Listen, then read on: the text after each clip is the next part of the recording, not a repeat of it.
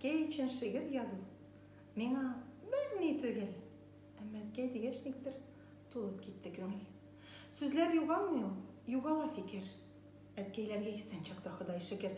Багышларга кирәк дұғалар, багышларга кирәк язмалар.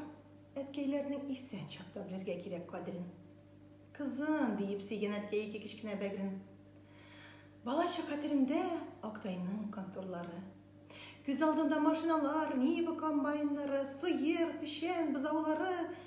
Әни белән бергә курортка барлары. Кайчан кайтырлар диеп көтеп турлары. Уку кыек азу әнә белән көн сайын көндәлек тикшерде, ничек иренмәгән. Төнге 11-гә кадәр көтә дискотекадан, үземә 24, ничек киявгә чыгылган. Әйтә торган иде әти. Бирмәде Ходай. Булдыгыз сез кызларым, бантиклы малай. Киявләргә булдың син иң якын кешесе. Сез кызлар булмагыз аларга, сүз дә әйтәсе. Өйдә хуҗа ир кеше, анда акча һәм эше, тормыш алып бара мужик. Безгә әйтте.